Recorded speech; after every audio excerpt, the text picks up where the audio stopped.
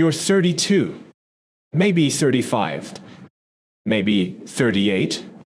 On paper, you're winning. The promotion came through. The salary jumped. Your LinkedIn profile looks impressive. Your parents are proud. Your friends ask for career advice. But here's what they don't see. You're sitting in your car in the parking garage at 7 p.m., engine off, hands on the wheel, unable to move. Not because you're tired. Because you can't remember why you're doing any of this. The meetings blur together. The projects feel meaningless. The goals that once excited you now feel like items on someone else's to-do list. You've achieved what you said you wanted, and it feels like nothing. This isn't burnout. Burnout implies you cared too much. This is the opposite. This is realizing you might not care at all, and that terrifies you. Because if this, the career you built, the success you earned, the life you constructed, if this isn't it, then what is? Your 30s were supposed to be different. You were supposed to hit your stride, find your groove, feel established. Instead, you feel lost in a life that looks exactly like what you ordered. The cognitive dissonance is deafening. Success on the outside, emptiness on the inside. And no language to explain it to anyone because it sounds ungrateful, privileged. Like a problem that's not really a problem, but it is a problem. Because you're spending the best years of your life building something that doesn't feed your soul. And pretending that's fine is slowly killing something in you that you can't name but desperately need. This isn't a book about quitting your job. It's not about finding your passion or following your dreams or any other oversimplified solution to a complex problem. This is about surviving your 30s when success stopped meaning what you thought it would. When achievement stopped satisfying. When you realized you've been climbing a ladder leaned against the wrong wall. This is about figuring out what actually matters before you waste another decade chasing things that don't. Let's begin.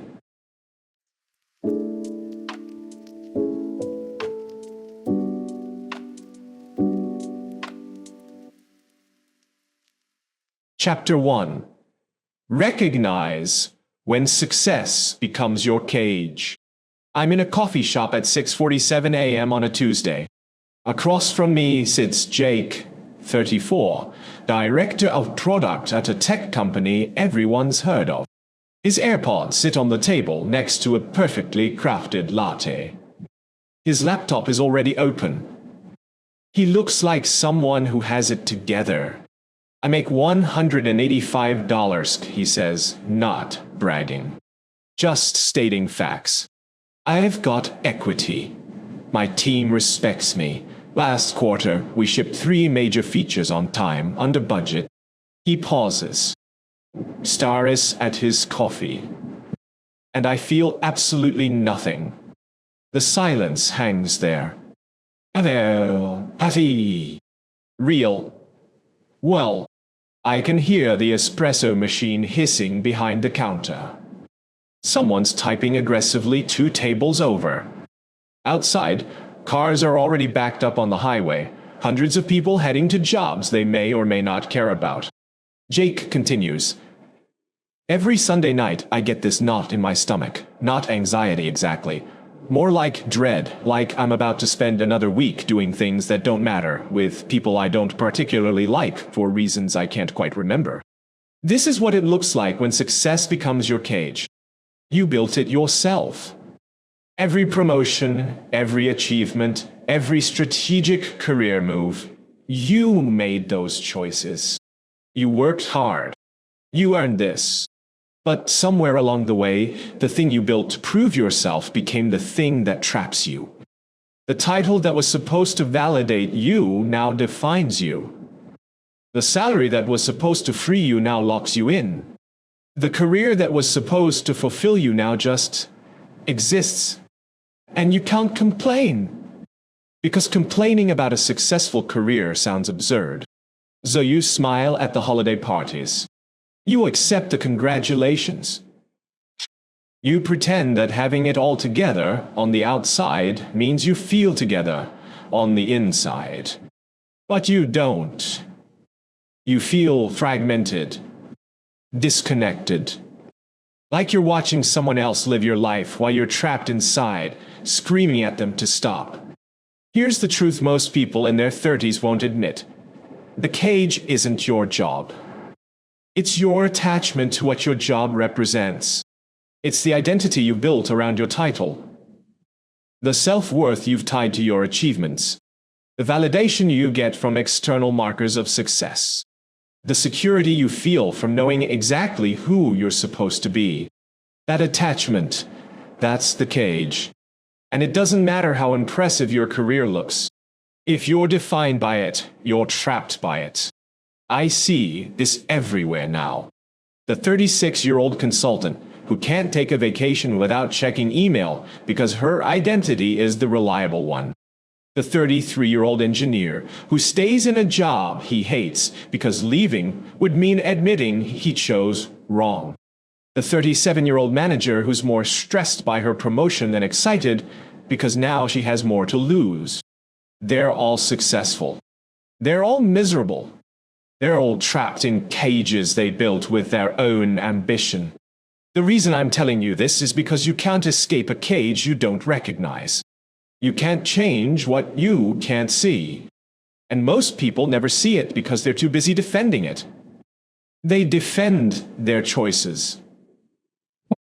They rationalize their feelings. They convince themselves that this emptiness is just a phase, or burnout, or Mercury in retrograde, or anything except what it actually is, a fundamental misalignment between who they are and what they're doing. You want to know if you're in the cage? Ask yourself this: if your job title disappeared tomorrow, who would you be? If you can't answer that question without mentioning your career, you're not just in the cage. You are the cage. Jake sits across from me, coffee getting cold, and I can see him processing this. His hands are no longer still. His jaw is tight. He's realizing something he's been avoiding for months, maybe years. So, what do I do? He asks. Not rhetorically. Desperately. I can't just quit. I have a mortgage. I have expectations. People depend on me. I'm not telling you to quit, I say. I'm telling you to recognize that success without alignment is just a sophisticated form of suffering. And you can't build a meaningful life until you stop defending a successful one that makes you miserable. He nods. Slowly. Like someone who just realized they've been reading a map upside down for years. That's where you are right now. At the edge of recognition. You can feel something's wrong, but you haven't named it yet. You're still trying to fix the wrong problem, trying to make the cage more comfortable, instead of realizing you need to open the door. The recognition is the first step, not the solution, not the answer, just the honest admission that what you built isn't working. That success, as you defined it, isn't delivering what you needed it to deliver. And that admission, it's terrifying. Because once you see the cage, you can't unsee it. Once you recognize the emptiness, you can't pretend it's fullness anymore. But that terror, that's not a warning sign. It's a wake-up call. Chapter 2. Understand why achievement stopped satisfying you.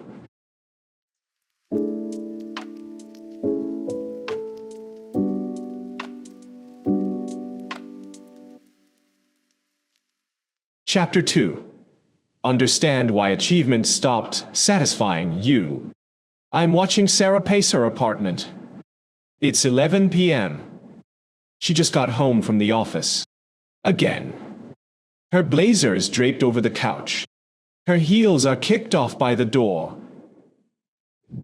She's still in work mode, talking rapidly, hands gesturing. I hit my targets, all of them. Q1, Q2, Q3 exceeded expectations every quarter. My boss called me indispensable. I got a $20 raise. She stops pacing, looks at me. Why do I feel worse now than when I was struggling? Her voice cracks slightly on that last word. Not from sadness. From genuine confusion. Like someone who followed the recipe perfectly, but the dish still tastes wrong. This is the paradox of achievement in your 30s. You finally have the skills, the position, the salary you wanted in your 20s. You're no longer proving yourself. You've proven it. You're successful by every metric you once cared about. And it's empty. Hollow. What? Like eating cardboard that's shaped like cake. Here's why. Achievement was never supposed to satisfy you. It was supposed to quiet the fear. The fear that you're not good enough. Not smart enough. Not valuable enough. Achievement was your defense mechanism. Every promotion, every accolade, every win. It was evidence. Proof. Ammunition against the voice in your head that said you didn't belong. And it worked. For a while. In your 20s, achievement felt good because you were operating from scarcity. You needed to prove yourself. You needed security. You needed validation. Every win felt like survival. Like you were building a foundation under your feet. But here's what nobody tells you. Once the foundation is built, achievement stops being about survival. And when survival isn't at stake, winning loses its meaning. The promotion you would have killed for at 26 feels like just another meeting at 34. The salary that would have changed your life at 28 barely registers at 36. The title that would have validated you at 25 just feels like another word on your business card at 35. You're not broken.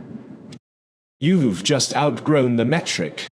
Zara is staring at her phone now, scrolling through work emails at 11 p.m., not because she needs to, but because she doesn't know what else to do with herself. Achievement has been her primary source of meaning for so long that without it, she doesn't know how to feel valuable. What am I supposed to care about if not this? She asks. And it's not rhetorical. She genuinely doesn't know. The reason I'm sharing Sarah's story is because she represents what happens when you build your entire identity around achievement. You become incredibly good at winning a game that stopped mattering. You keep playing because you don't know what else to do. Because stopping would mean confronting the terrifying question, if I'm not achieving, what am I? Achievement stopped satisfying you because it was never designed to satisfy. It was designed to prove. And once you've proven yourself, once you have the career, the money, the respect, the proving becomes pointless. But you don't stop, because achievement is the only thing you know how to do. It's your skill. Your identity. Your drug of choice. So you chase bigger wins, harder goals, more impressive milestones, hoping that quantity will compensate for the lack of quality. It won't. Here's the uncomfortable truth. Achievement in your 30s often becomes a distraction from the real work. The real work of figuring out what you actually want. What actually matters to you. What would feel meaningful even if nobody applauded. Most people avoid that work. Because it's messy. It doesn't have clear metrics. You can't put it on a resume. You can't measure it in quarterly reviews. It requires sitting with uncertainty, with discomfort, with a terrifying possibility that maybe you've been optimizing for the wrong things. Achievement is clean. Binary, détourné. You either hit the target or you don't. You either got the promotion or you didn't. There's no ambiguity, no existential wrestling. Just clear wins and clear losses. Life, however, is not clean. Meaning is not binary. Fulfillment doesn't come with a performance review. And that's why achievement stopped satisfying. Because you're finally mature enough to realize that winning at work doesn't automatically translate to winning at life. That being successful doesn't mean being fulfilled. That you can have everything you wanted and still feel empty if you never stopped to question whether you wanted the right things. Zara finally puts her phone down. So I've been working toward the wrong goal for 10 years. Not wrong, I say. Just incomplete. Achievement got you here. It built the foundation. But foundations aren't meant to be lived on. They're meant to support something else. Something you actually care about. Like what? That's what you need to figure out. She looks exhausted. Not from work. From the realization that work isn't enough. That she's spent a decade becoming excellent at something that doesn't fulfill her. That she might need to start over, not in her career, but in her understanding of what success actually means. You're probably feeling something similar right now. The recognition that achievement, while valuable, while necessary, while impressive, isn't the answer. It's just the foundation. And you've been living on the foundation, wondering why it feels so cold, and hard, and empty. Because it is empty. Foundations are empty. They're supposed to be. They're meant to hold something else. Something warmer. Something more human. Something that actually matters to you. But you can't build that something until you stop treating achievement as the destination instead of the vehicle. Until you stop measuring your worth by your wins.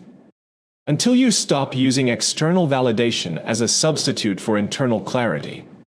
Achievement will always be empty if you're achieving for the wrong reasons. If you're achieving to prove instead of to express. If you're achieving to silence fear instead of to create value. If you're achieving because you don't know what else to do. And here in your 30s, you're finally old enough to know the difference. Young enough to do something about it. And tired enough to admit that this isn't working. Chapter 3. Accept that you can't think your way out of this.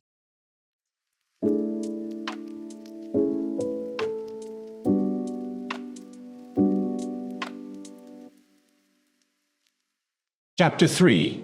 Accept that you can't think your way out of this. My hands are gripping the steering wheel. I'm sitting in my driveway.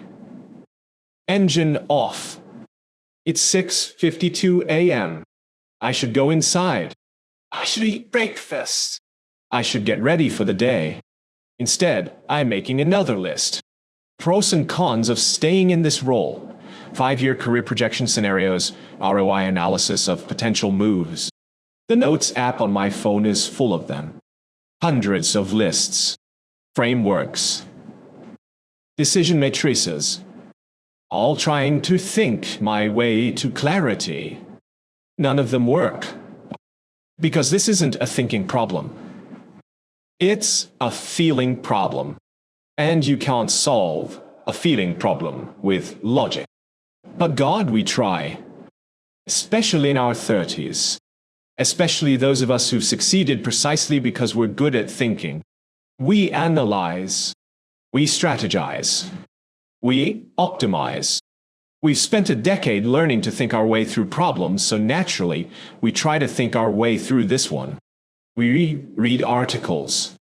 We take personality tests.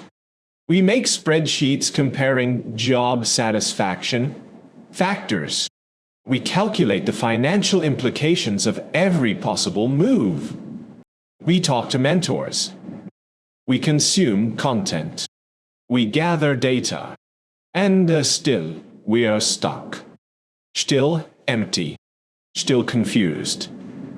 Because we're trying to solve with our heads what can only be resolved with our entire being. The reason I'm telling you this is because intellectual understanding does not equal transformation. You can understand why you feel empty and still feel empty. You can analyze your situation perfectly and remain paralyzed. You can have complete clarity about the problem and zero clarity about the solution. I learned this the hard way. I'm 33. I've read every book on career fulfillment. I've listened to every podcast about purpose. I've journaled. I've reflected. I've created vision boards and values lists and mission statements.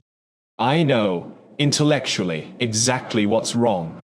I know I'm overly identified with my career. I know I'm seeking external validation. I know I'm afraid of disappointing people. I know I need to prioritize meaning over money. I know all of it. And yet, every morning I still sit in this driveway unable to move. Because knowing isn't doing. Understanding isn't experiencing. Thinking about change isn't changing. Here's what nobody tells you about figuring out your life in your 30s. It's not a puzzle to be solved. It's an experience to be lived. And you can't live your way into it by thinking harder. You have to feel your way into it. And most of us have spent so long avoiding our feelings in favor of our thoughts that we don't even know how to do that anymore. We've been trained to trust logic over intuition, facts over feelings, strategy over spontaneity by dice. It's what made us successful. But it's also what's keeping us stuck. Because the answers you need aren't in your head. They're in your body.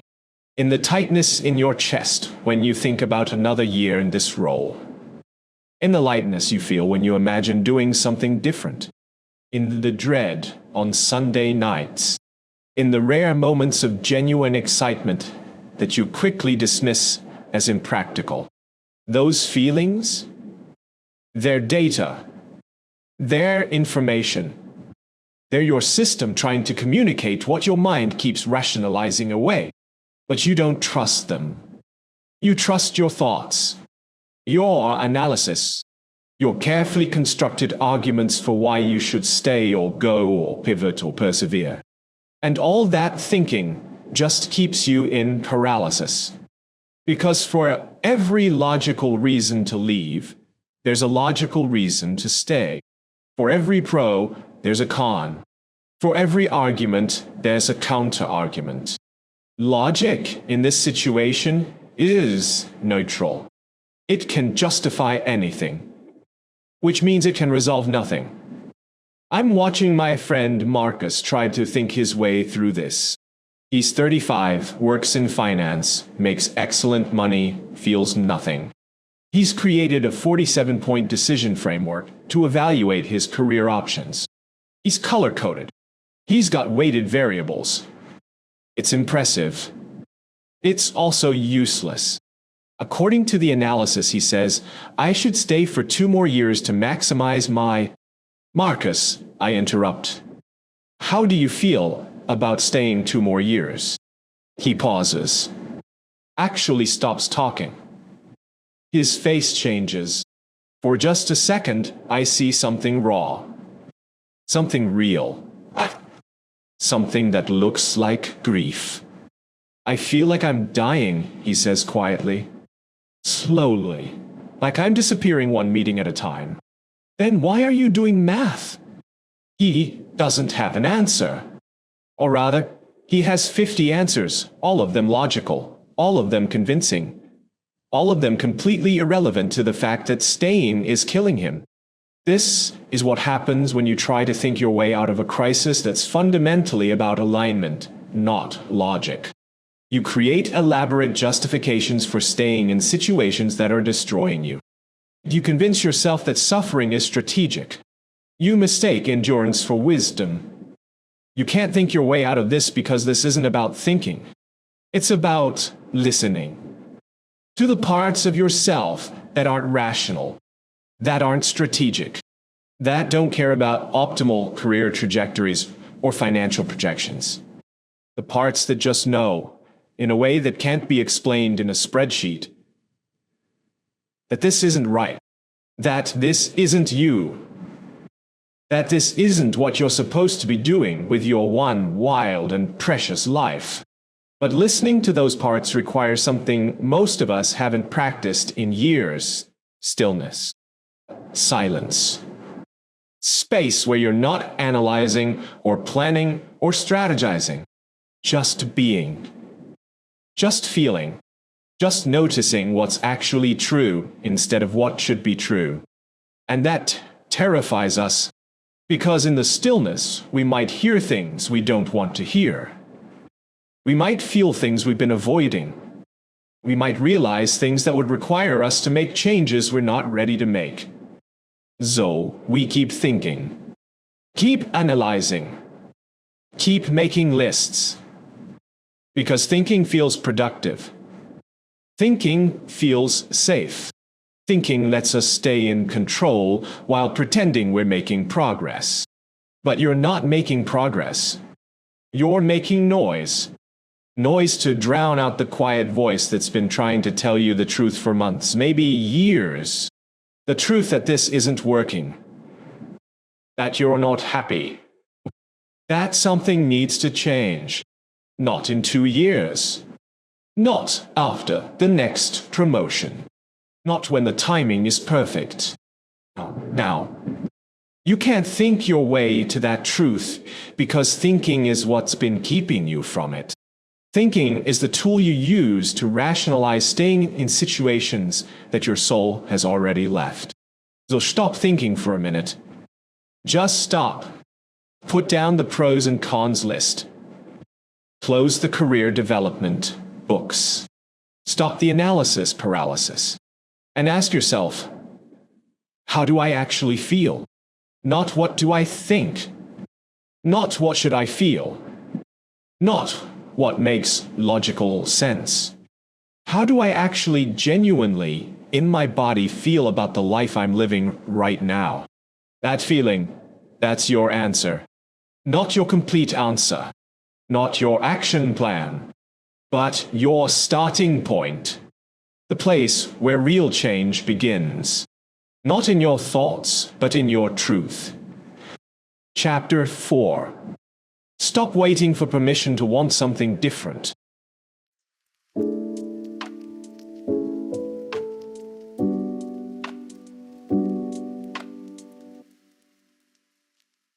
Chapter 4. Stop waiting for permission to want something different. I'm sitting across from my parents at their dining table. I'm 34. I have an MBA. I'm a senior manager at a company they're proud to name drop. And I'm about to tell them I'm thinking about leaving. My mom's hands are wrapped around her coffee mug. My dad is leaning back in his chair, that look on his face, the one that says he's already formulating advice before I finished speaking. I've been thinking about making a change, I start. My voice sounds smaller than I intended. Something that feels more meaningful. The silence is loud. I can hear the refrigerator humming. A car passing outside. My own heartbeat. Meaningful how? My dad asks. Not curious. Cautious. And then there it is. The question that's not really a question. It's a challenge. A reminder. An unspoken message. You have a good job. Don't be stupid. This is what happens when you want something different in your 30s. You don't just fight your own doubts. You fight everyone else's expectations. Your parents' vision for your life. Your partner's need for security. Your friend's definition of success. Society's narrative about what ambitious people do. Everyone has an opinion about your life. And most of those opinions boil down to, stay. You've made it. Don't risk it. The reason I'm sharing this moment is because the biggest obstacle to creating a meaningful life isn't figuring out what you want. It's giving yourself permission to want it. Permission to want something that doesn't impress people. Permission to prioritize meaning over money. Permission to walk away from something good in pursuit of something true. Permission to disappoint the people who are invested in your current trajectory. That permission? Nobody's going to give it to you. You have to take it. But taking it feels like rebellion, like ingratitude, like letting everyone down. Because you've spent your whole life earning approval, meeting expectations, making people proud. And now you're considering choices that will confuse them, worry them, disappoint them. My parents are looking at me like I've just announced I'm joining a cult. My mom's face has that pained expression, the one that says she's trying to be supportive but is mostly terrified I'm about to ruin my life. You've worked so hard to get where you are, she says carefully. Are you sure you're not just tired? Maybe you need a vacation. This is the script. The one everyone uses when you express discontent with success. You're just burned out, you're just stressed, you're just going through a phase. Anything to avoid the possibility that maybe, just maybe, you've outgrown the life they helped you build. Because your change threatens them, not maliciously, but fundamentally. If you can walk away from success in pursuit of meaning, what does that say about their choices? About the lives they've lived? About the advice they've given? Your evolution becomes a mirror, and most people don't like what they see. So they'll try to talk you out of it. They'll list the risks. They'll remind you of your responsibilities. They'll invoke worst-case scenarios. They'll do anything to keep you in the cage they're comfortable with you occupying. Not because they don't love you. Because they do. And love, for many people, looks like protection. Looks like preventing you from making what they perceive as mistakes. Looks like steering you towards safety, even when safety is suffocating you. But here's what you need to understand. Their fear is not your truth. Their comfort is not your calling.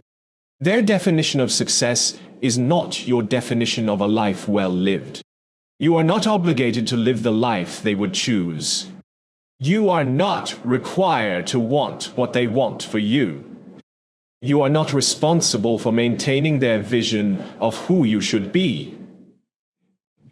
You are only responsible for being honest about who you are. And if who you are doesn't match who they expected, that's not your failure. That's your evolution. I watch my friend Lisa navigate this with her partner. She's 36. She wants to leave corporate law to teach. Her partner is supportive in theory, terrified in practice, because her salary is half their lifestyle. Her career is half their social identity. Her stability is half their security. He keeps saying he supports me, she tells me. Her hands are shaking slightly. But then he brings up the mortgage, the retirement plan, the trips we won't be able to take. He's not saying no, but he's making it impossible to say yes. This is the subtle tyranny of other people's investments in your life. They've built expectations, made plans, created a version of the future that includes the current you, and your desire to change disrupts all of that. So they apply pressure, gentle at first, then increasingly forceful, not through demands but through disappointment, through worry, through the weight of their unmet expectations pressing down on you until you fold back into the shape they need you to be. The reason I'm telling you this is because you will not get permission. You will not get blessing. You will not get enthusiastic support for wanting something different than what you have. Most people will think you're crazy for risking what you've built, for walking away from security, for prioritizing something as nebulous as meaning or fulfillment or alignment. And you need to be okay with that. Not okay as in it doesn't hurt, but okay as in you do it anyway. Because waiting for permission means never changing. It means staying in a life that looks good but feels wrong, because making it look wrong would upset people who prefer the illusion. But you know what's actually crazy?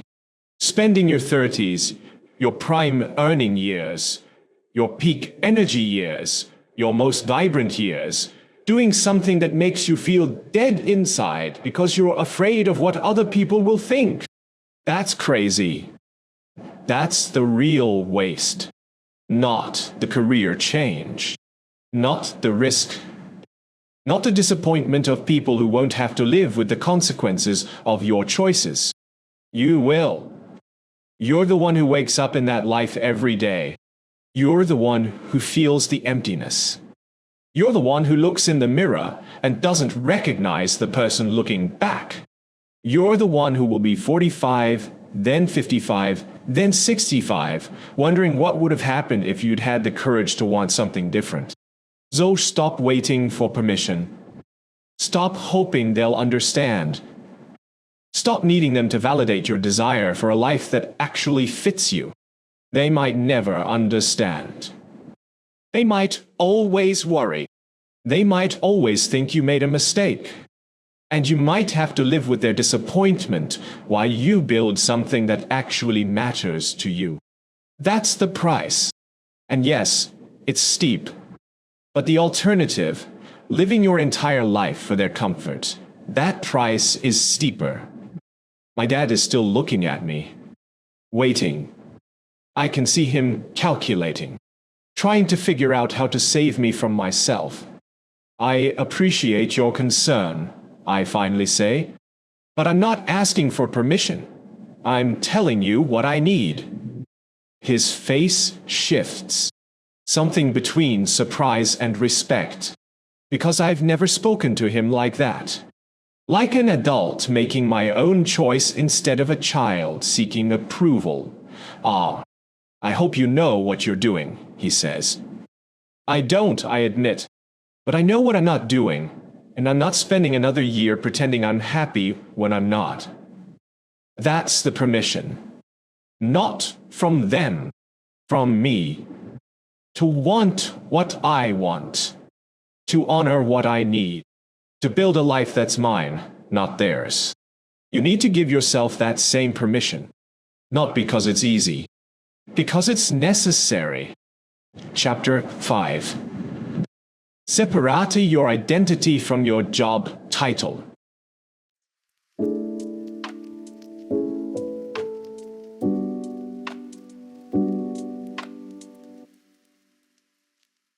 Chapter 5. Separate your identity from your job title. I'm at a networking event. Name tag on. Drink in hand. The mandatory smile plastered on my face. Someone I just met asks the question. The one everyone asks. The one I've answered 10,000 times. So, what do you do? My mouth opens automatically. I'm a marketing director at... But something stops me. Mid-sentence, mid-identity. Because I hear myself saying those words and realize I have no idea who I'm describing. Is that me? Or is that just what I do from 9 to 6? The person waits, confused by my pause. I force myself to finish. At a tech startup. They nod. Impressed. They ask follow-ups about the company, the role, the industry. And I answer. But I'm somewhere else entirely. I'm realizing that I just introduced myself with a job title. Like that's who I am. Like that's what defines me. When did that happen? When did what I do become who I am? This is the invisible merger that happens in your 30s. You spend your 20s building your career. By your 30s, your career has built you. Or more accurately, it's built over you, covering up whoever you were before, replacing your actual self with your professional self. And you don't notice, because it happens gradually. One achievement at a time. One promotion at a time. One introduction at a time where you lead with your title instead of your name. Until one day, you're standing at a party, realizing you have no answer to who are you. That doesn't include your job. No identity that exists independently of your career. No sense of self that would survive if your title disappeared tomorrow. The reason I'm telling you this is because you cannot build a meaningful life until you separate yourself from your role. Until you understand that your job is something you do, not someone you are. But that separation is harder than it sounds. Because your job has been doing heavy lifting for years. It's been answering questions you didn't want to answer yourself. Like, what makes me valuable? What makes me interesting? What makes me worthy of respect? Your title answered all of that. Senior manager,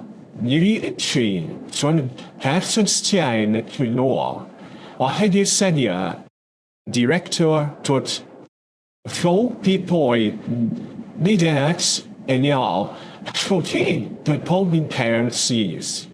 whatever your role is, it gave you instant credibility, instant identity, instant worth in the eyes of others, and more dangerously, in your own eyes.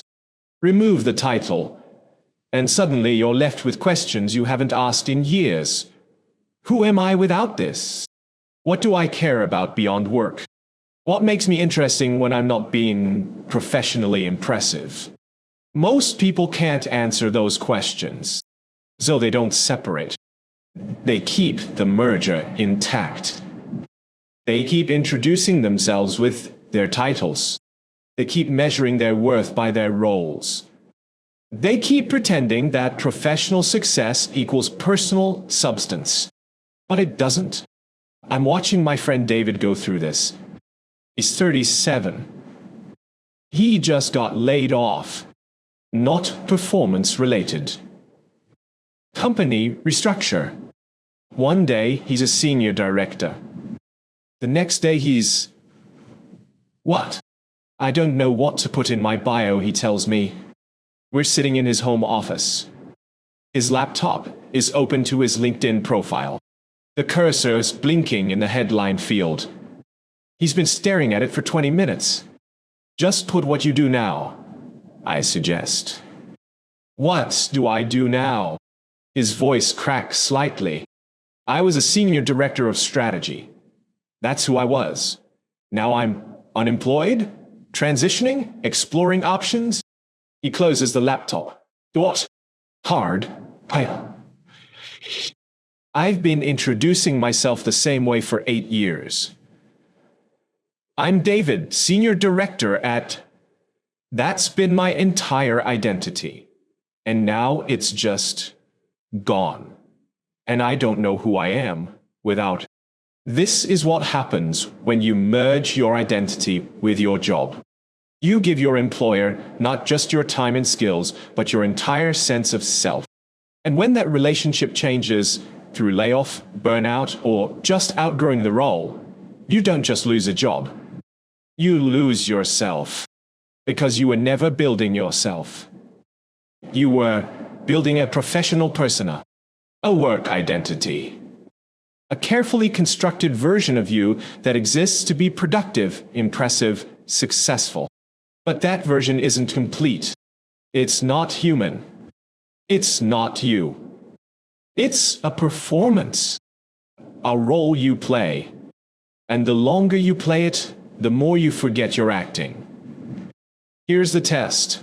What parts of yourself do you suppress at work? What interests do you not mention because they're not professional? What feelings do you hide because they don't fit the image? What aspects of your personality do you leave at home because they're not relevant to your role? All of those parts, the ones that don't fit the professional mold, those are you. The real you. The you that exists independently of your career. But you've probably been ignoring those parts for so long that you don't even know what they are anymore.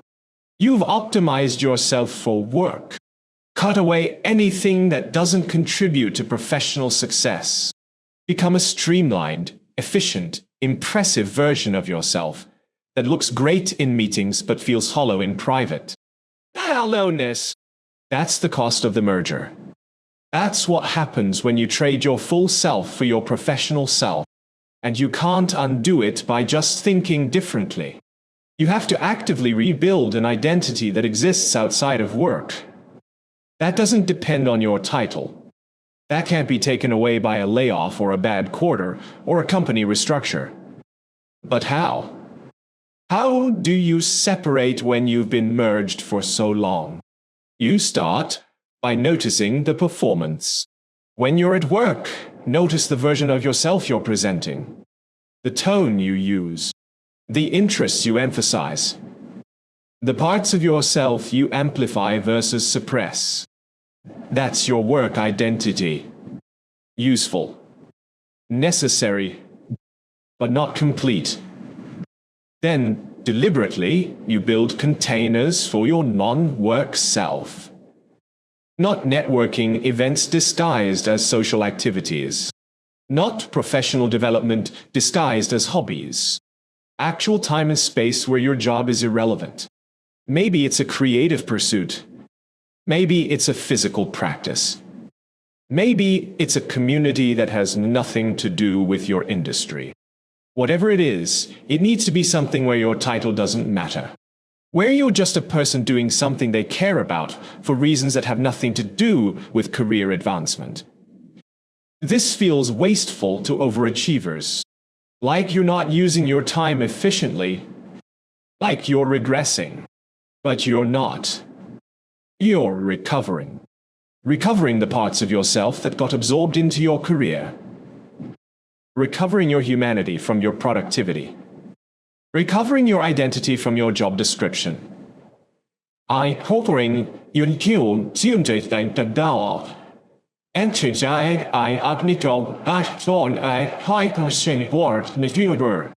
David starts going to a pottery class. Not because it's useful. Not because it networks him with anyone. Not because it looks good on social media. Because when he's at the wheel, hands covered in clay, nobody cares that he used to be a senior director. He's just David, making bowls. Some good, some terrible. All of them irrelevant to his professional value. It's weird, he tells me after his 4th class. I'm objectively bad at this, but I don't care. Like, at all. When was the last time I did something I was bad at and didn't care? He can't remember, because for years, everything he did had to contribute to his professional image. Had to be impressive. Had to be strategic. But pottery has no IRI, no performance metric, no way to leverage it for career advancement. It's just him, being human, doing something for no reason except that it feels alive. That's what separating looks like. Not quitting your job. Not devaluing your career. Just creating space where your career isn't the only thing that defines you. The separation also requires language changes. But significant. Stop saying, I am a marketing director. Start saying, I work as a marketing director. The difference is subtle but critical. One is identity. The other is activity. When someone asks what you do, resist the urge to lead with your title. Try, I work in marketing, but I'm really interested in, and name something that's actually you. Something that exists independently of your paycheck. This feels unnatural at first. Awkward. Like you're hiding your accomplishments or downplaying your success. But you're not. You're just refusing to let your job be the most interesting thing about you. Because it's not. Or it shouldn't be. Your job is what you do with 40-50 hours of your week. Your identity should be bigger than that. More complex than that. More human than that. I watch another friend, Maya, 35, struggle with this at a dinner party. Someone asks what she does. She starts with her title. I'm a product manager at... Then she catches herself. Tries again. I work in product management, but honestly, what I'm really passionate about right now is urban gardening. I'm trying to figure out how to grow food in a 400 square foot apartment. The person's face lights up. Not because urban gardening is impressive. Because it's interesting. Because it's human. Because it's something real instead of something corporate. The conversation that follows is about soil composition and vertical gardens and the ethics of food systems. Not about quarterly metrics or product roadmaps or career trajectories. And Maya, for the first time in months, feels like a person. Not a professional. Just not a person. That's what you're after. Not the elimination of your professional identity. The expansion beyond it. The recognition that you contain multitudes, and your job title is just one small piece of the full picture. But here's the hard part. You have to actually develop those other pieces. You can't just say you're more than your job. You have to be more than your job. And that requires time, attention, and investment in parts of yourself that don't contribute to your career. Most people won't do this. Because it feels frivolous. Because they're too tired. Because they've been optimizing for professional success for so long, they don't know how to optimize for anything else. So they stay merged.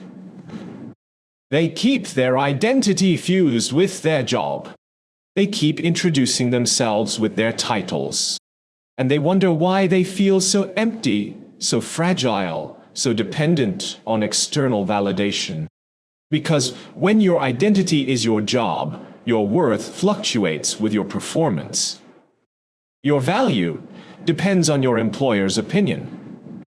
Your stability rests on factors completely outside your control. That's not identity. That's precarity disguised as success.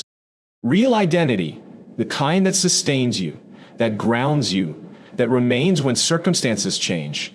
That identity has to be built on foundations that can't be downsized, restructured, or made obsolete by market forces. It has to be built on who you are, not what you do. On your values, not your achievements. On your character, not your credentials. And building, that requires you to separate. Consciously. Deliberately. Even when it's uncomfortable. David is 8 weeks into pottery now. He's still terrible at it. But he's also more stable than he was when he was a senior director. Because his worth isn't tied to his performance. His identity isn't dependent on his title. He's just David, who used to work in strategy, who now works in... He's figuring it out. But while he figures it out, he's still David. Still valuable. Still whole. Still himself. That's the separation. Not splitting yourself in two, but expanding yourself beyond one. Beyond the narrow, professional, achievement-oriented version that's been running your life. So, start asking yourself, who am I when I'm not working? What do I care about when I'm not being productive? What makes me interesting when I'm not being impressive? Those questions don't have easy answers. That's the point. Easy answers are job titles. Real answers are messy, complex, multifaceted, and deeply, authentically human. And that human, the one underneath the title, the one that exists independently of career success, that's who you need to meet. That's who's been buried under years of professional achievement. That's who's been trying to get your attention every time you feel empty despite being successful. Listen to them. Make space for them. built an identity around them that no employer can take away, no layoff can destroy, no market downturn can eliminate. That identity, that's your foundation, not your job.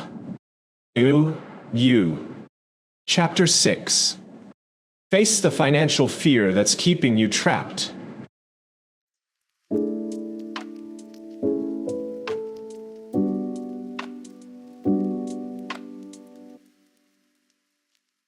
Chapter 6. Face the financial fear that's keeping you trapped. My bank account has 6 figures in it. I should feel secure.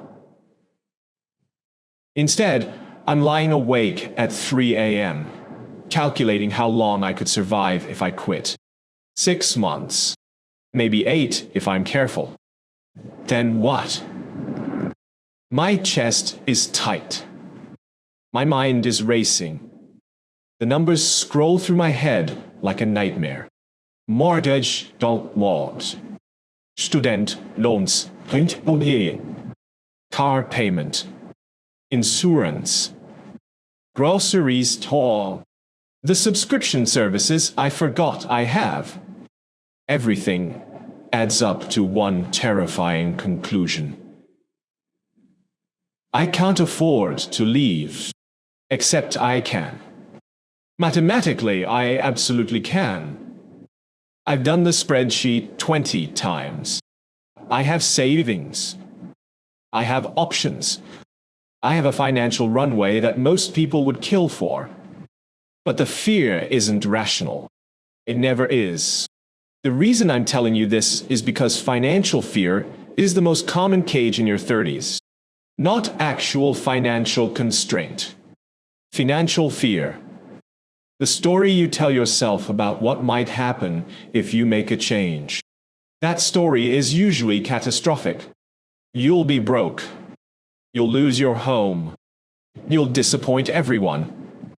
You'll end up living in a van, eating ramen filled with regret. Never mind that you have skills, experience, savings, and options. Never mind that you've survived every other transition in your life. Never mind that the actual financial risk is probably much smaller than the emotional risk feels. The fear doesn't care about facts.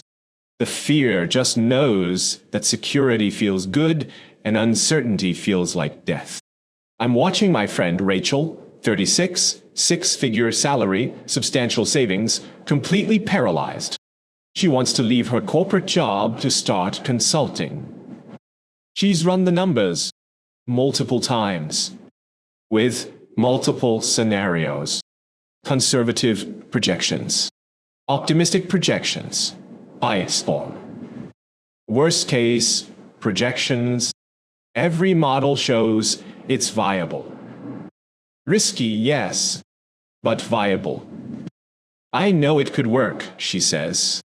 Her hands are fidgeting with her coffee cup. We're in her kitchen. It's Sunday evening. The dread is already settling in for tomorrow's work week. But what if it doesn't? What if I can't get clients? What if I fail? Then what? I ask. She looks at me like I've asked her to calculate quantum physics. Then everything falls apart. I lose my apartment. I have to move back in with my parents. I become a cautionary tale about people who left good jobs for stupid dreams. Is that what the numbers say? No, she admits. The numbers say I'd be fine, but the numbers don't know about the economy tanking, or clients ghosting, or me being terrible at sales, or a million other things that could go wrong. This is how financial fear works. It's not about the actual numbers. It's about the infinite scenarios your anxiety can generate. It's about the gap between what you know logically and what you feel viscerally. And that gap, that's where most people in their 30s live. Knowing they could make a change but feeling like they can't afford to. But here's what that fear is really about. It's not about money. It's about control. Money represents security, height. Security represents control, Dao Wei. And control is what we've spent our entire 30s building. We finally have it, the salary, the savings, the stability. We can predict our lives. We can plan our futures. We can control our circumstances. Making a change means giving up that control. Stepping into uncertainty. Risking the security we worked so hard to build. And that feels like falling backward. Like undoing progress. Like regressing to the financial anxiety of our 20s. So we stay. We choose the misery we can afford over the possibility we can't guarantee. But there's a cost to that choice. A cost that doesn't show up in spreadsheets. The cost is time. The cost is energy. The cost is living a life driven by fear instead of purpose. The cost is reaching 45 and realizing you spent your 30s trapped in a job you hated because you were too afraid to bet on yourself. That cost, that's actually unaffordable. I know because I'm paying it. Every day I stay in this role because I'm afraid of the alternative. I'm spending something more valuable than money. I'm spending my life, my vitality, my potential. The currency of days that I'll never get back. And unlike money, that currency can't be earned back. Can't be saved. Can't be recovered. The reason I'm sharing this is because you need to face your financial fear directly. Not by ignoring it. Not by pretending it's not real. But by looking at it clearly and asking, is this fear based on actual constraint? Or is it based on catastrophic imagination? Most of the time, it's imagination. Run the actual numbers. Not the fear numbers. The real numbers. How much do you need to survive? Not to maintain your current lifestyle. To survive. To pay rent, buy food, cover essentials. That number is probably way lower than you think. Especially if you're willing to make temporary adjustments. Then look at your savings, your runway. The worst case scenario where you need to get any job, not necessarily your dream job, to bridge the gap. When you look at it honestly, the financial risk is usually manageable. Not comfortable. Not ideal, but manageable. What's not manageable is staying in a job that's slowly draining your soul because you're too afraid to trust yourself. Rachel finally makes the leap. Not recklessly. Strategically. She keeps her job while building her consulting practice nights and weekends. She saves aggressively. She lines up 3 anchor clients before she gives notice. She creates a 12-month runway. She does everything right. Every precaution.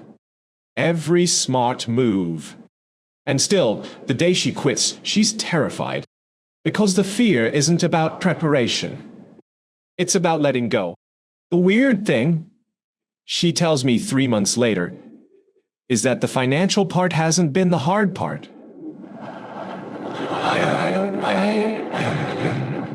I've made enough to cover my bills. I've gotten clients. That's what financial fear is really protecting you from. Not poverty, not failure, not actual financial disaster. It's protecting you from having to trust yourself. From having to believe you're capable of creating value independently.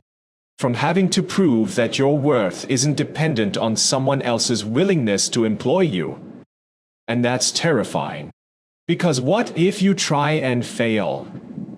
What if you leave the security and discover you weren't actually that valuable? What if the job was the only thing making you valuable and without it, you're nothing? Those fears, those are the real cage. Not the money. The identity, the worth, proof that you matter. But here's the truth you need to hear. Your value isn't dependent on your job. Your ability to create value, to solve problems, to serve clients or customers or causes, that exists independently of your current employer. The job didn't give you that. You brought that to the job, and you can take it with you when you leave. But you'll never believe that until you test it. And you'll never test it until you face the financial fear and realize it's mostly smoke. So do the math. Real math. Not catastrophic math. Figure out what you actually need, what you actually have, what the actual downside risk is. Then ask yourself, am I staying because I genuinely can't afford to leave? Or am I staying because I'm using money as an excuse to avoid facing my fear of the unknown? Be honest. Because if it's the latter, if you can afford to leave but you're too afraid to, then you need to name that. You need to own it. You need to stop hiding behind financial logic when the real issue is emotional courage. Your 30s are too valuable to waste on a life you're only living because you're afraid to finance a different one. The money will work out. It always does when you're resourceful, skilled, and committed. What won't work out is your life if you keep choosing security over truth, comfort over growth, fear over faith in yourself. Face the fear. Run the real numbers. Make a plan. And then make a choice based on what you actually want, not what you're afraid to lose. Because the biggest financial risk isn't leaving a stable job. It's spending your prime years financially secure, but spiritually bankrupt. Chapter 7. Build something that's yours while you're still employed.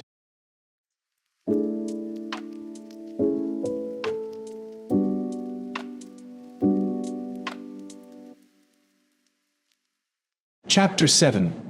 Build something that's yours while you're still employed. It's 5:47 a.m. My alarm hasn't gone off yet, but I'm awake. By choice. For the first time in months, I'm excited to get out of bed. Not for work, for the thing I'm building before work. My laptop is already open on the kitchen table. Coffee brewing. The house is silent. Everyone else is asleep. This hour, this quiet, uninterrupted, unscheduled hour, this is mine. I'm not checking email, not preparing for meetings, not doing anything related to my day job. I'm working on my project, the thing that's mine. The thing that has nothing to do with my title, or my boss's priorities, or my company's goals. The thing that makes me feel like me. The reason I'm telling you this is because you don't have to quit your job to start building a meaningful life. You don't have to blow everything up to create something that matters. You just have to start small, quietly, before the rest of your life demands your attention. Most people think it's all or nothing. Either stay in the soul-crushing job, or make the dramatic exit. Either keep the security, or chase the dream. Either play it safe, or risk everything. But that's a false choice. There's a third path. Build your exit while you are still employed. Create your alternative while you still have the stability. Develop something that's yours while someone else is still paying your bills. This isn't about side hustles. It's not about monetizing your hobby or building a personal brand or any other hustle culture nonsense. This is about reclaiming your agency, creating proof that you exist beyond your job, building something that reflects who you actually are instead of who your role requires you to be. For me, it's writing. Every morning before my day job claims my brain, I write. Not because I'm trying to become a professional writer. Not because I'm building an audience. But because writing is the thing that reminds me I'm more than my job title. When I'm writing, I'm not a marketing director. I'm not in meetings. I'm not managing up or delegating down or playing corporate politics. I'm just someone with thoughts, putting them on paper, creating something that didn't exist before. That act, that simple, private act of creation, it's keeping me sane. It's the proof I need that I have value beyond my productivity at work. That I can make something meaningful even when my day job feels meaningless. And the beauty of doing it before work, my employer doesn't own this. They own 9 to 6. They own my professional expertise. But 45 to 7:0 a.m. That's mine. They can't touch it. Can't evaluate it. Can't turn it into a performance metric. It's the first thing I've done in years that's completely free from external judgment. I watch my friend Tom, 34, software engineer, do this with woodworking. He hates his job. He's good at it. Makes great money. Feels nothing. But every evening, after dinner, he goes to his garage. He's building furniture. Terrible furniture at first. Wobbly tables. Uneven chairs. But slowly he's getting better. It's not about the furniture, he tells me. His hands are covered in sawdust. There's a half-finished bookshelf behind him. It's about having something that's mine. Something where the only person judging the quality is me. Something that exists because I made it, not because a client requested it, or a manager approved it. He pauses, runs his hand along the wood grain. When I'm out here, I remember I'm capable of creating things, that I have value beyond my ability to write code for other people's products, that there's a version of me that exists independently of my employment status. That's what building something of your own does. It's not about the output. It's about the proof. Proof that you're more than your job. Proof that you can create value without someone else's permission. Proof that there's a life available to you that doesn't depend on corporate structures. And you need that proof. Desperately. Because right now, your entire sense of capability is tied to your job performance. Your worth is measured by your last review. Your value is determined by your salary. Your relevance is defined by your title. That's a precarious way to exist. Because all of that can disappear through layoffs, through burnout, through simply outgrowing the role. And when it does, if you haven't built anything that's yours, you'll feel like you've lost yourself. But if you have something, even something small, even something imperfect, even something nobody else cares about, you'll have proof that you exist beyond the job. That you're capable of creating meaning independently. That your value doesn't evaporate when your employment does. So what should you build? It doesn't matter. It really doesn't. It just needs to be yours. Not assigned by someone else. Not optimized for someone else's goals. Yours. Created, not consumed. Not watching. Not scrolling. Not passive. Active creation of something that didn't exist before. Separata from work. No overlap with your professional identity. No career benefit. Just pure expression of something you care about. It could be art, writing, music, building, teaching, gardening, Part D, restoring old motorcycles, learning languages, developing recipes, starting a podcast about obscure history. Literally anything that engages your mind and hands in service of creating something. The key is consistency, not intensity, not perfection, Just showing up regularly to the thing that's yours. Most people fail at this because they try to make it big immediately. They want to start a business, or launch a brand, or create something impressive enough to replace their job. That's too much pressure. That turns your personal thing into another performance, another metric to hit, another way to feel inadequate. Start smaller. Start private. Start with no goal except the act itself. I'm 3 months into my morning writing practice. I haven't published anything. Haven't shown it to anyone. Haven't monetized it or optimized it or turned it into content. It just exists in a folder on my computer.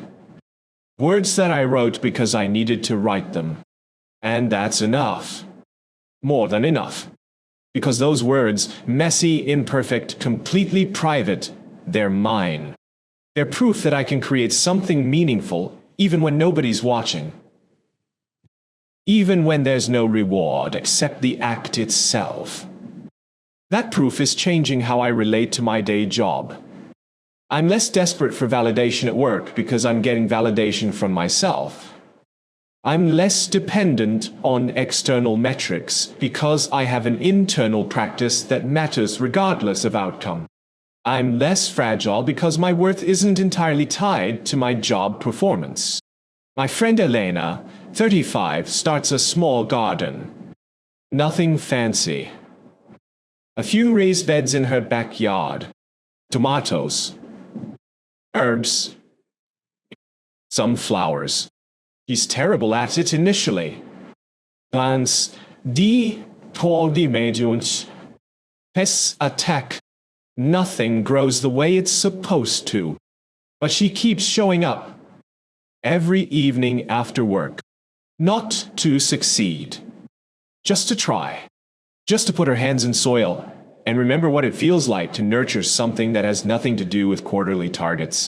It's ridiculous, she laughs, showing me her struggling tomato plants. I manage a $50 million budget at work. I'm responsible for 60 people. And here I am, completely defeated by a tomato plant. But you keep coming back, I observe. Yeah, she says. Because out here, failure doesn't mean anything except I learned something. There's no performance review for my garden. No one's evaluating my tomatoes. They're just mine, to succeed or fail with. And that freedom, that's what I needed. That freedom is what you need too. The freedom to create without judgment, to try without stakes, to build something that's yours without it having to justify itself through productivity or profit or external validation. So pick something. Anything. The thing that's been tugging at you.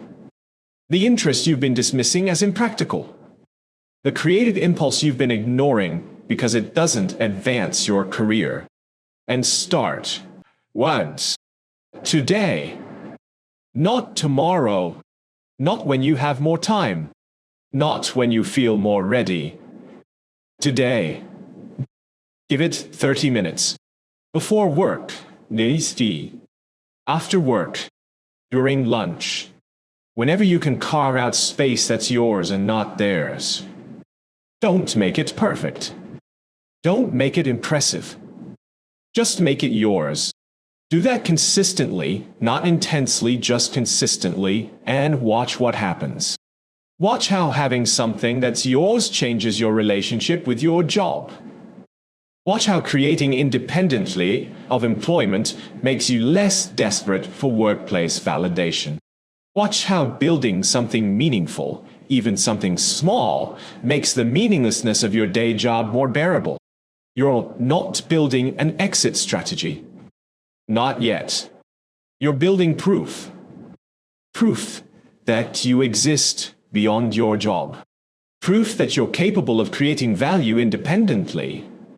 Proof that there's a version of you worth meeting who doesn't need a title to be interesting. That proof, that's your foundation. Build it now while you're still employed. Build it quietly, consistently, without fanfare or pressure. Build it so that when you're ready to make a change, whether that's leaving your job or just changing your relationship to it, you'll have something that's yours. Something that reminds you who you are when you're not being professional. Something that proves you're more than what you do from 9 to 6. Chapter 8. Stop optimizing your life and start living it.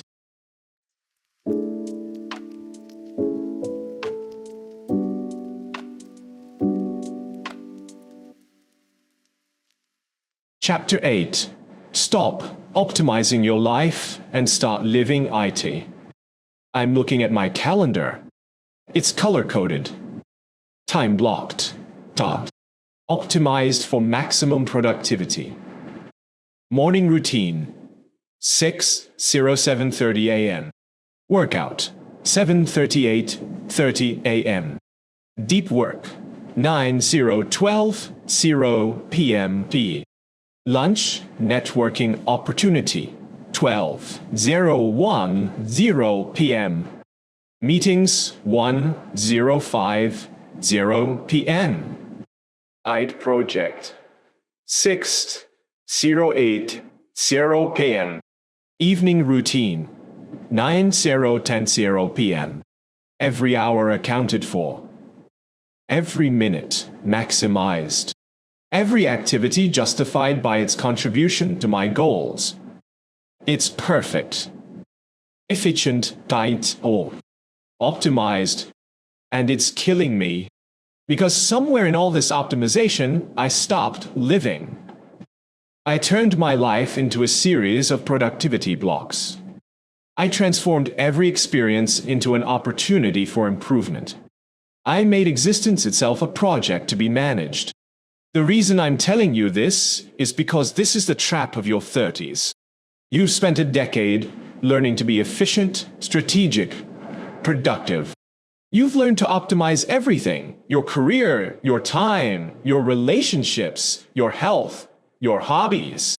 You've become so good at optimization that you've optimized the humanity right out of your life. I see it in every conversation. How are you? Busy. What did you do this weekend? Caught up on work, hit the gym, meal prepped for the week, finished that course. Every moment justified. Every hour productive. Nothing wasted. Except life isn't supposed to be efficient. Life is supposed to be lived. And living, real living, is inherently inefficient. It's meandering conversations that go nowhere. It's spontaneous decisions that don't advance any goal. It's sitting and doing nothing because you feel like doing nothing. It's pursuing interests that have no practical application. It's being unproductive and being okay with it. But you can't be okay with it because you've trained yourself to measure worth by output, to evaluate days by what you accomplished, to judge yourself by how much you checked off your list. And that metric is destroying you. I'm watching my friend Marcus, 36, have a panic attack because he wasted a Sunday afternoon. He sat on his couch. He watched a movie. He didn't exercise, didn't work on his side business, didn't do anything productive. I lost 4 hours, he says, genuinely distressed. 4 hours I'll never get back. Did you enjoy the movie? I ask. He pauses. Thinks about it.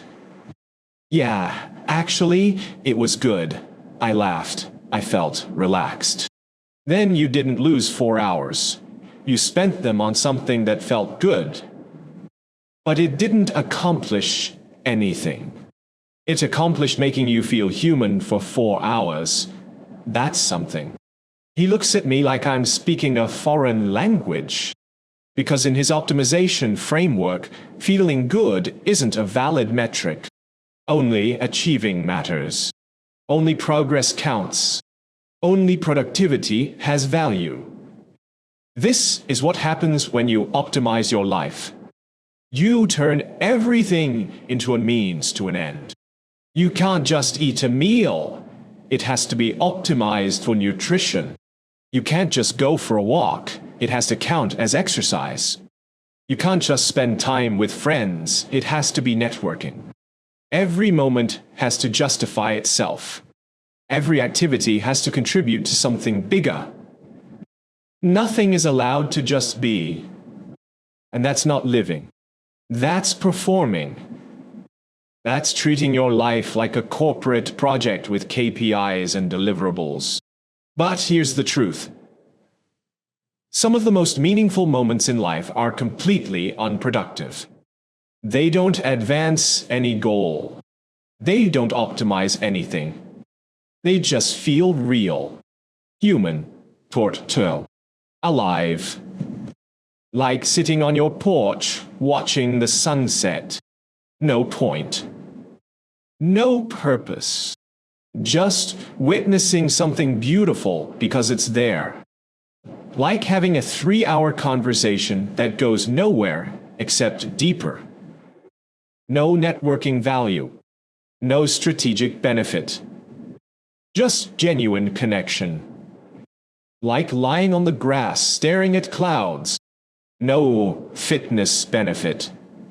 No mindfulness goal. Just being present in a body that's not trying to accomplish anything. When was the last time you did something like that? Something with no optimization potential? No way to justify it on a productivity scale? Something you did just because it felt right in the moment. If you can't remember, you're not living. You're optimizing. And there's a difference. The reason I'm sharing this is because you need to stop. Not completely, not recklessly, but deliberately. You need to create space in your life for inefficiency, for waste, for unoptimized, unproductive, unjustifiable existence. You need to practice being instead of doing. This sounds easy. It's not. Because when you stop doing, when you create actual empty space, your optimization brain freaks out. It starts generating tasks, creating urgency, finding problems to solve, anything to fill the void with productivity. You have to resist that. You have to sit in the discomfort of not maximizing every moment. You have to tolerate the anxiety of wasting time until you realize you're not wasting time. You're reclaiming your humanity. I start with small experiments. 1 evening a week, no agenda. No plans. No optimization. Just open time to do whatever feels right in the moment. The first time I try this, I last 40 minutes before I'm back at my laptop, checking if there's something I should be doing. The optimization impulse is that strong, but I make myself stop. I close the laptop. That's tea. I sit on my couch. I do nothing. And it's excruciating. My brain is screaming. I'm wasting time. I could be learning something. I could be building something. I could be improving something. But stay. I breathe. I let the anxiety be there without acting on it. And slowly, very slowly, it starts to fade. And underneath the anxiety is something I haven't felt in years. Peace. Actual, genuine peace. Not the satisfaction of completing a task. Not the accomplishment of hitting a goal. Just peace. The peace of existing without purpose. That peace, that's what you've been optimizing away. That's what you've sacrificed in pursuit of maximum productivity. That's what's missing in your perfectly scheduled, color-coded, optimized life. So how do you stop optimizing? How do you reclaim the inefficiency that makes life human? You start by identifying what you've turned into optimization projects. Your relationships, your health, your hobbies, your rest. Look at where you've applied productivity metrics to things that shouldn't be measured. Then, deliberately, you remove the metrics. You let things be unproductive. You allow experiences to have no justification beyond the experience itself. You take a walk not for exercise, but for walking. You read a book not for personal development, but for enjoyment. You spend time with people not for networking, but for connection. You rest not as recovery for more productivity, but because you're a human being who needs rest. You stop asking, "What did I accomplish today?" and start asking, "What did I experience today? What made me feel alive? What moment felt real?" Those questions don't have optimization answers. They have human answers. My friend Sarah, 34, starts practicing what she calls wasted Saturdays. One Saturday a month, she does absolutely nothing productive. No errands. No self-improvement. No optimizing. Just being. The first few times were torture, she tells me. I felt guilty the entire day, like I was failing at life by not being productive. But now those Saturdays are the only days I feel like myself. The only days where I'm not performing or achieving or improving. Just existing. What do you do? I ask. Nothing impressive. I sleep in. I make breakfast slowly. I sit and drink coffee for an hour.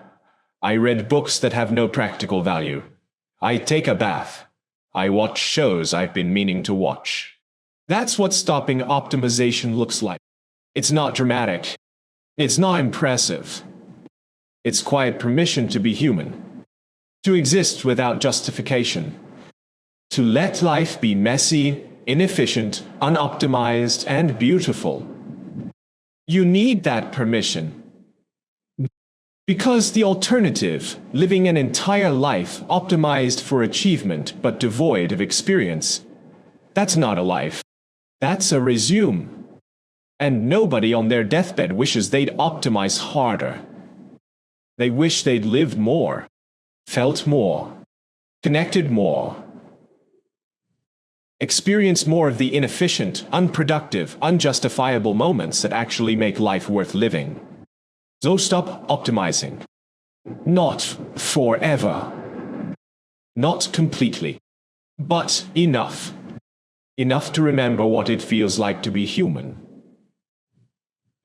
Enough to experience moments that don't contribute to any goal except the moment itself. Enough to realize that the best parts of life are the parts that don't fit in a schedule. Your 30s are too precious to spend entirely on optimization. Leave some room for waste, for inefficiency, for the unproductive moments that turn out to be the most meaningful ones. Live your life. Don't just optimize it. Chapter 9. Accept that this might get worse before it gets better.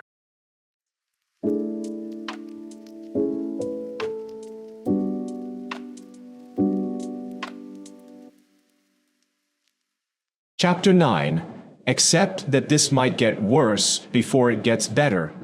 I'm 3 months into making changes. I've started saying no to projects that don't align. I've set boundaries at work. I've begun building something that's mine. I'm creating space for inefficiency. I'm doing all the things you're supposed to do. And I feel worse, not better. Worse. The reason I'm telling you this is because nobody warns you about this part. Everyone talks about transformation like it's a straight line upward. You wake up. You make changes. Things get better. You find meaning. You live happily ever after. That's not how it works. Real transformation is messy. It's 2 steps forward, 3 steps back. Feeling like you're falling apart while simultaneously knowing you're finally putting yourself together correctly. It's getting worse before it gets better. Here's what nobody tells you. When you start changing your relationship with success, with work, with achievement, when you start living differently, there's a gap. A painful gap between the old life you're leaving and the new life you haven't fully built yet. In that gap, you have neither. You've let go of the identity that wasn't working, but you haven't fully developed the one that will. You stopped playing the game that made you miserable, but you haven't figured out what game you actually want to play. You're in between. And in between is the worst place to be. I'm sitting in my therapist's office. I'm crying. Not dramatically. Just quietly. Tears rolling down my face while I try to explain what I'm feeling. I thought I'd feel relieved, I say. I thought once I started making changes, once I stopped pretending to care about things I don't care about, once I started being honest, I thought I'd feel better. But you don't?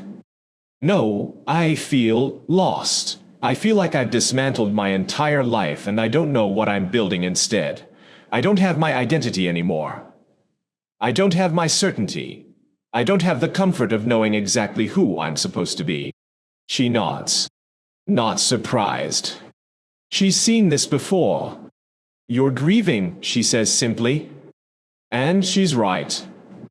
I'm grieving the old me. The one who knew how to be successful, who had clear metrics, who fit into a definable box. That person wasn't happy, but they were stable. They knew the rules. They knew how to play. And now I've killed that person. And I don't yet know who I am instead. This is the part of transformation that nobody posts about. The messy middle where you've left the shore but haven't reached the destination. Where you're treading water, exhausted, wondering if you made a terrible mistake. Most people turn back here.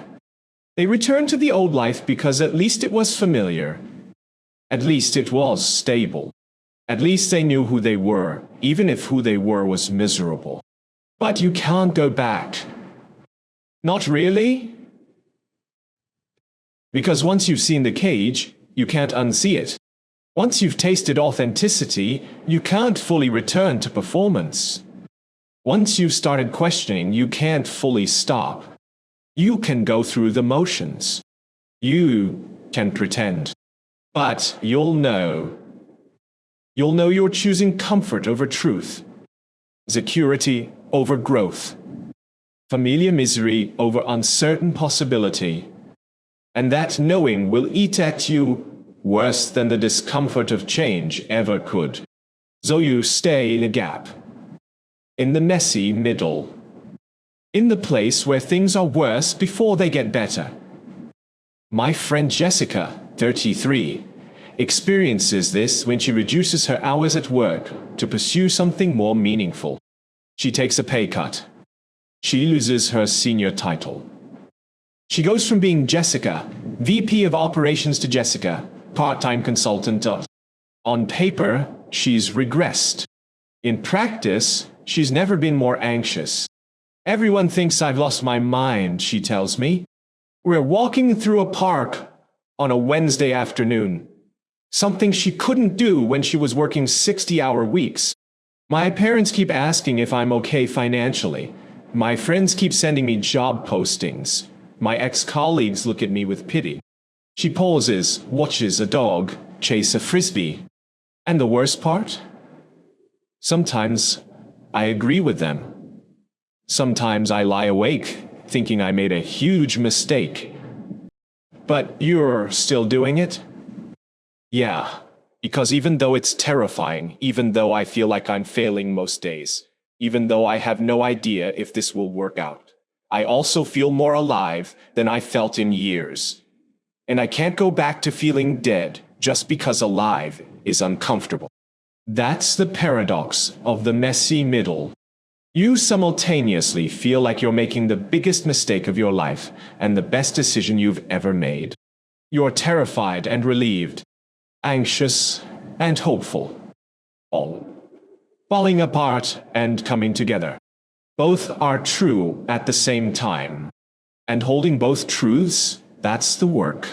The reason this phase feels so destabilizing is because you're losing your reference points.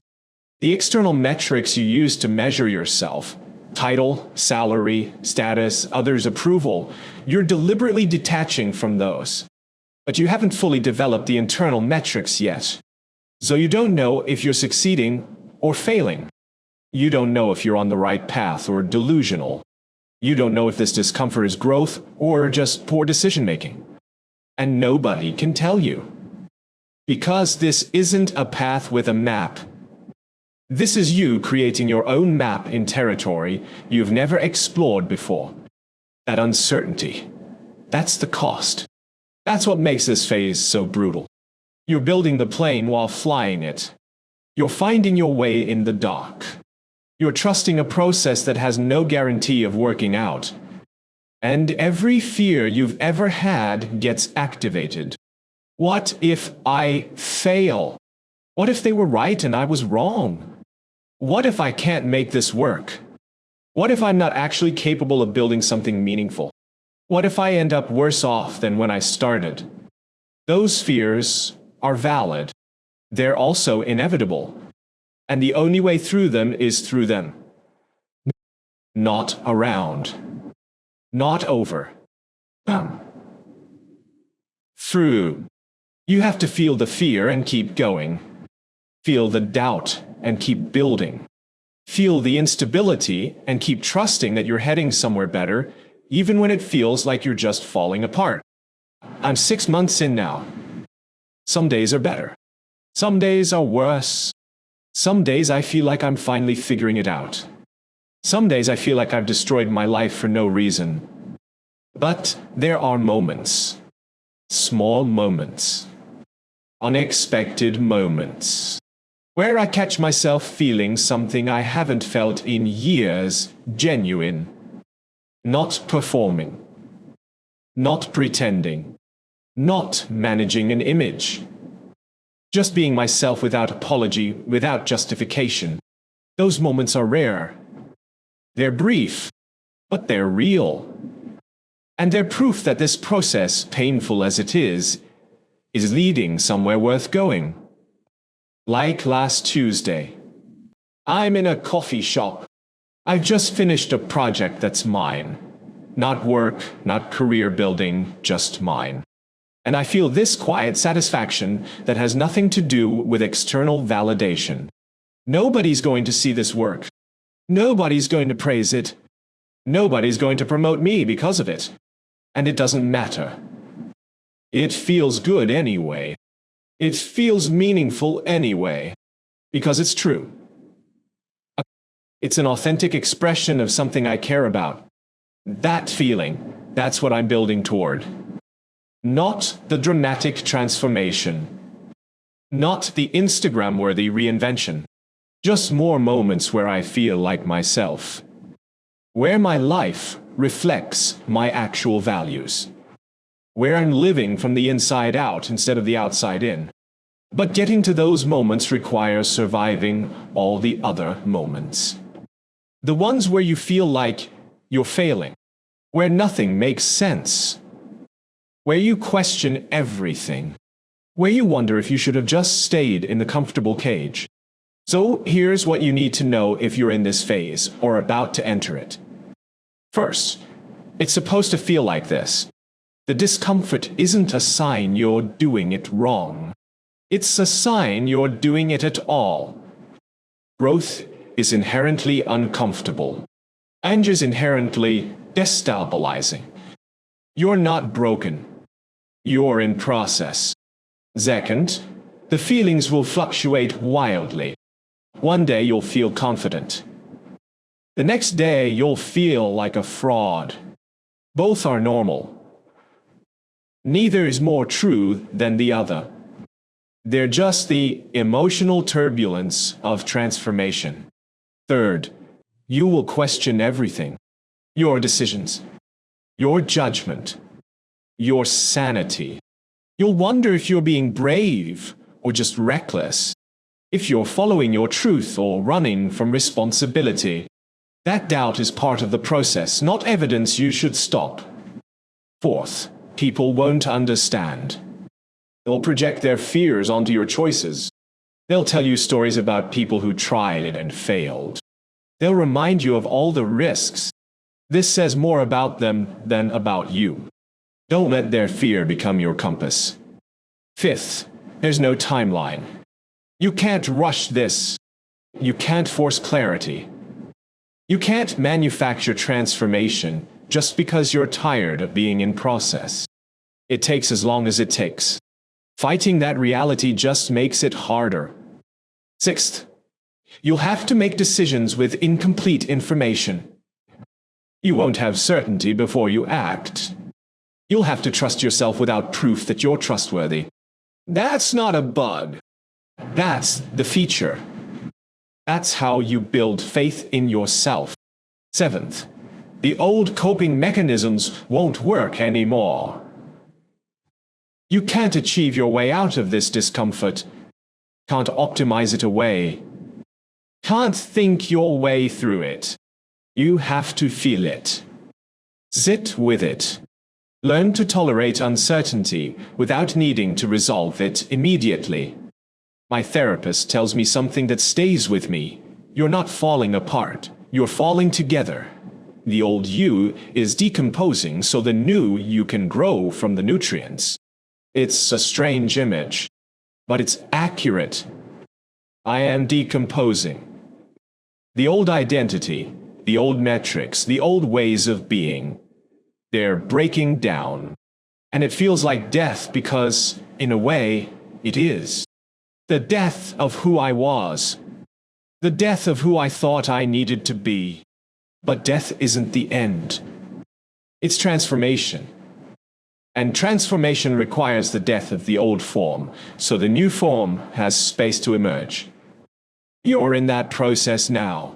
Or you will be soon. And it's going to feel terrible sometimes. It's going to feel like regression. Like failure. Like you made a massive mistake. But you didn't. You're just in the gap. Well, the space between who you were and who you're becoming. And that space is supposed to be uncomfortable. It's supposed to challenge you. It's supposed to make you question everything. Because on the other side of that questioning is clarity. On the other side of that discomfort is authenticity. On the other side of that death is rebirth. But you have to go through it. You can't skip the messy middle. You can't fast forward to the part where everything makes sense. You have to live in the uncertainty long enough for the answers to emerge from the chaos. So accept it. Accept that this might get worse before it gets better. Accept that you're going to have days where you regret every choice you've made. Accept that you're going to question your sanity, your judgment, your entire life, and keep going anyway. Not because it's easy. Not because you're certain it will work out. But because going back to the old life, the successful, empty, performed life, that's not an option anymore. You've seen too much. You know too much. You've tasted authenticity, and you can't fully return to performance. So you stay in the gap. You survive the messy middle. You let things get worse while trusting they're getting better underneath the visible chaos. And one day, not soon but eventually, you'll look around and realize you're through it. That the new life you've been building in the darkness has finally caught up to the old life you let go of. That you're no longer in the gap, but on solid ground again. Different ground. Ground you chose. Ground that actually fits who you are. But you can't get there without going through here first. Through the doubt. Through the fear. Through the regression. Through the phase where everything gets worse before it gets better. That's the cost. And it's worth it. Even when it doesn't feel like it. Even when you can't see it yet. It's worth it. Chapter 10. Redefine success before success redefines you.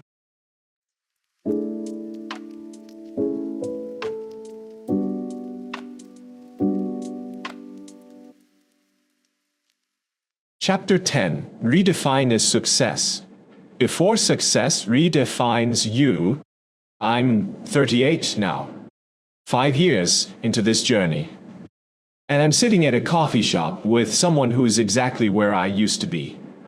She's 33. She just got promoted to director. She makes 6 figures. Her career is ascending. On paper, she's winning.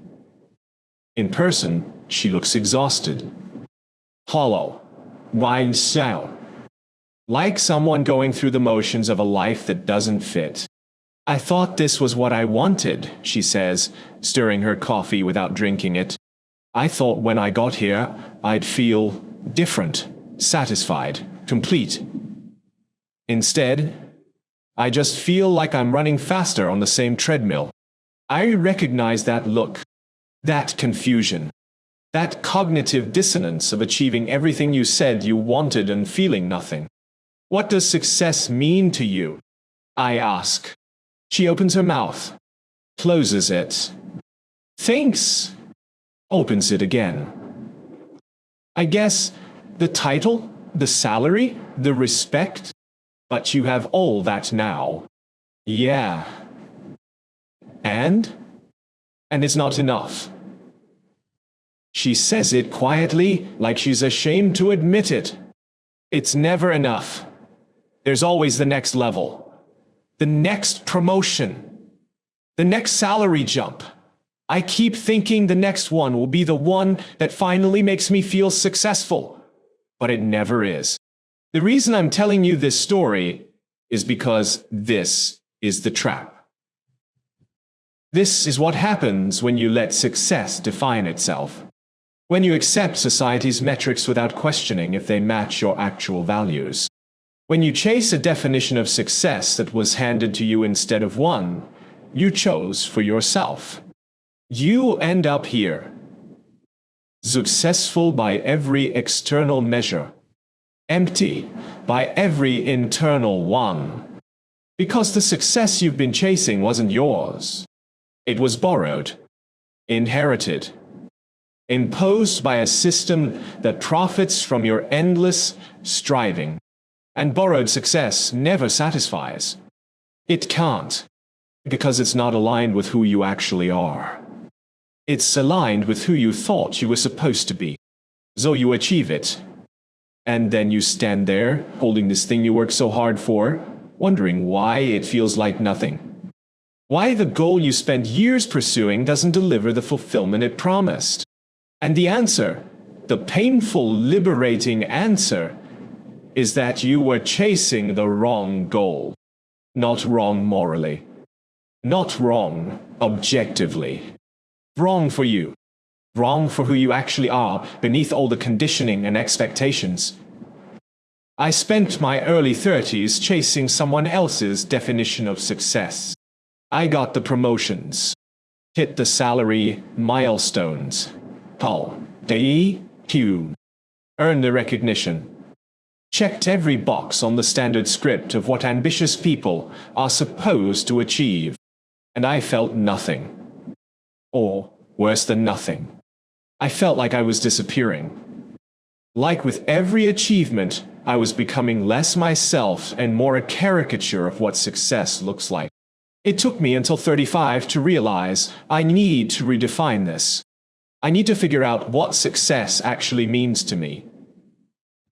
Not what it means to my parents, my peers, my industry, my society.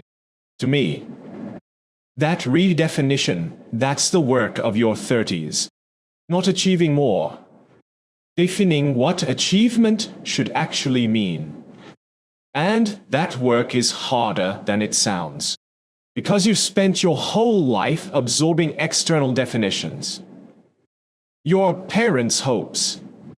Your culture's values, your industry's metrics, your peer group standards. All of that is noise. All of that is someone else's voice in your head, telling you what should matter. To redefine success, you have to quiet all that noise. You have to get underneath the conditioning. You have to ask yourself honestly, brutally honestly, if nobody was watching, if nobody would know, if there was no recognition or reward or external validation, what would make my life feel successful? For most people, the answer has nothing to do with what they're currently pursuing. It's not the next promotion. It's feeling aligned with how they spend their days. It's not the salary increase. It's having enough time for what actually matters. It's not the impressive title. It's doing work that feels meaningful even when it's hard. It's not external at all. It's internal. It's the quiet satisfaction of living in integrity with your values. The peace of making choices that reflect your actual priorities. The fulfillment of building a life that's yours, not one that's been prescribed. But getting to that internal definition requires letting go of the external one. And that letting go feels like failure, like giving up, like settling for less. It's not. It's reaching for more. More authenticity. More alignment. More truth. But it doesn't look impressive to people who are still measuring success by the old metrics. I redefined success for myself at 36. After months of reflection, of journaling, of sitting with the question, what would actually make me feel like my life is successful? My answer surprises me. It's not achievement-based at all. It's state-based. Success for me is waking up most days feeling like myself. It's doing work that feels true, even if it's not impressive. It's having time for the people and pursuits that matter. It's feeling present in my life instead of constantly projecting into the future. It's making choices from authenticity instead of fear. That's it. That's my definition. No salary target. No title goal. No achievement milestone. Just, am I living like myself? Am I present? Am I aligned? And when I measure my life against that definition, instead of the old one, everything changes. Suddenly, days that would have felt like failures, days where I didn't achieve anything impressive, feel successful because I was present, because I was authentic, because I was aligned. And days that would have felt like successes, closing a big deal, getting recognition, feel empty if I was performing instead of being, if I was optimizing instead of living. The metric shifted from external to internal. And with that shift, my entire relationship to my life transformed. My friend Rachel goes through the same process at 34. She redefines success as having energy left at the end of the day. Not for more work. Just energy. Energy to be present with her kids, to pursue interests, to exist as a full human instead of just a professional. It sounds so simple, she says. But it changed everything. Because now, when I'm considering opportunities, I don't ask, will this advance my career? I ask, will this leave me with energy for my life? And most of the time, the answer is no. So I say no.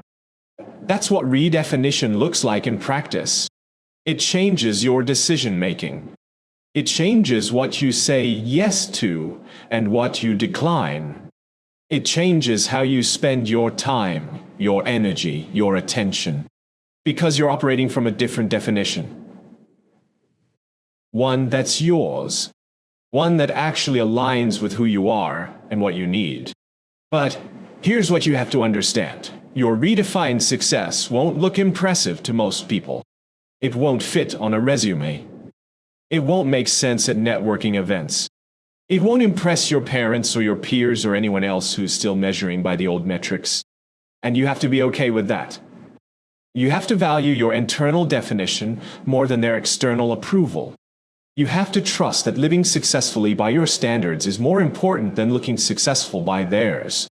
That trust, that's the final piece. The willingness to disappoint people who are invested in your old definition of success. To confuse people who expect you to keep climbing. To seem like you're settling to people who can't see that you're actually reaching for something deeper. I lose friends over this. Not dramatically. Just gradually. People who related to the old me, the ambitious, always climbing, achievement-oriented me.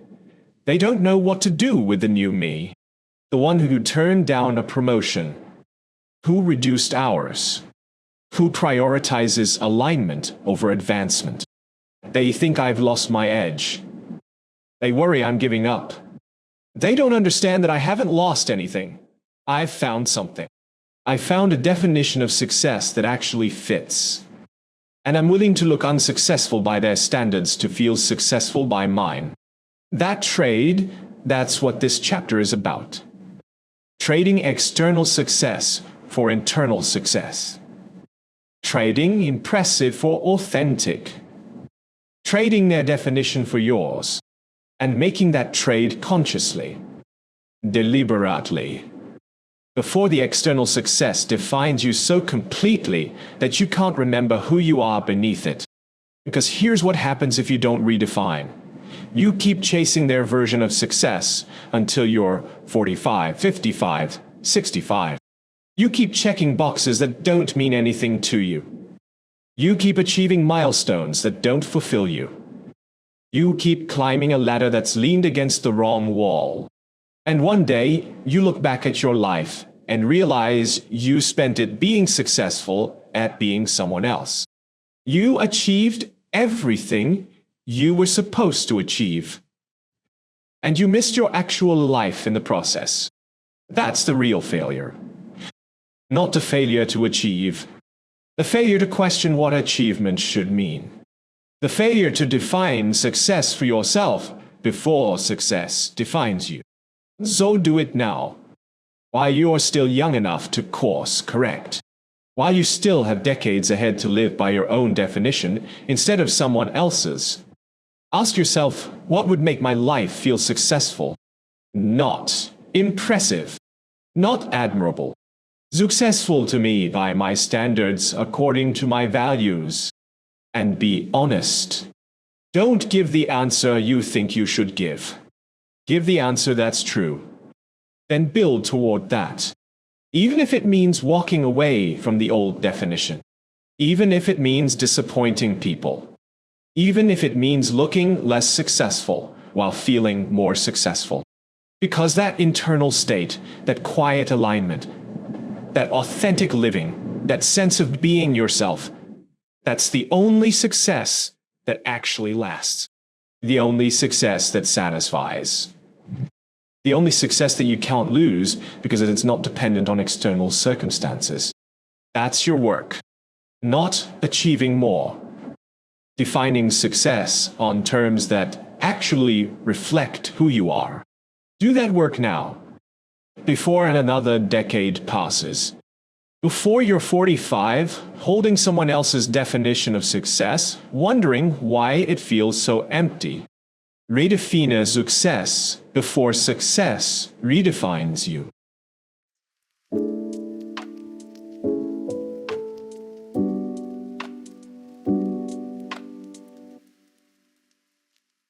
It's Sunday evening, but I don't feel the dread anymore. I used to spend Sunday nights in existential crisis. That familiar weight settling in my chest. The knowledge that tomorrow I'd return to a life that looked good but felt empty. The quiet resignation that this was just how it was. That success was supposed to feel like this. But tonight I feel something different. Not excitement exactly. Not the manic energy of someone who's found their passion or solved all their problems. Just peace. Quiet, steady peace. The peace of knowing I'm living my actual life instead of performing someone else's. The peace of alignment even when things are hard. The peace of being myself, even when that self doesn't look impressive to others. This is what's on the other side of the journey. Not perfection. Not the absence of struggle. Not some Instagram-worthy transformation where everything suddenly makes sense. Just the presence of authenticity.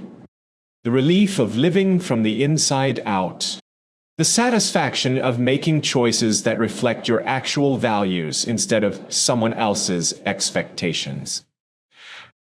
You're in your 30s. You've built something. You've achieved things. You've checked boxes and climbed ladders and proven yourself capable. And none of it feels like enough. Because it isn't. Because achievement without alignment is just sophisticated suffering. Because success that doesn't reflect your actual self is just a gilded cage. But you know that now. You feel it. That's why you're here. That's why this resonates. Because somewhere inside, you've always known that the life you built, while impressive, isn't the life you need. So what now?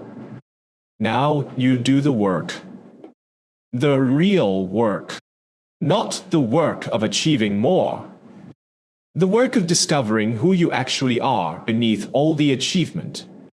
The work of separating your identity from your job. The work of facing your financial fears. The work of building something that's yours. The work of redefining success on your own terms. That work is hard. Harder than climbing the corporate ladder. Harder than hitting your targets. Harder than maintaining the image of having it all together. Because it requires honesty you've been avoiding. Change you've been postponing. Courage you didn't know you needed. The willingness to disappoint people, to confuse others, to look like you're regressing while you're actually evolving. But it's the only work that matters. The only work that actually transforms you, instead of just rearranging the furniture in your cage. And you can do it. You're capable of more than you think. You're stronger than you've given yourself credit for. You're ready, even though it doesn't feel like it. You survived your 20s. You built a career. Why? You achieved success. Now it's time to figure out what success actually means. What it means to you, specifically, uniquely, authentically. That's the work of your 30s. Not more achievement. More alignment. Not more success. More truth. Not more impressive. More real. And when you do that work, when you stop performing and start being, when you stop optimizing and start living, when you stop achieving and start aligning, something shifts. Not dramatically. Not overnight. But undeniably. What? You start feeling like yourself again. Or maybe, for the first time, you start making choices that reflect who you actually are, instead of who you thought you should be. You start building a life that's yours, messy and imperfect and real. And that life, that authentic, aligned, sometimes struggling, but always honest life, that's the life worth living. That's the life your future self will thank you for having the courage to build. So start now. Not tomorrow. Not when you're ready. Not when the timing is perfect. Now. Start asking the hard questions. Start making the uncomfortable changes. Start building toward the person you actually are instead of the person you thought you were supposed to become. Your 30s are too valuable to waste on someone else's definition of success. Too precious to spend performing instead of living. Too important to let pass while you're waiting for permission to be yourself. This is your permission. This is your sign. This is your moment. When your career looks successful but feels empty, the answer isn't more success. It's more truth, more you, more alignment between who you are and how you live. That alignment, that's what you're building toward.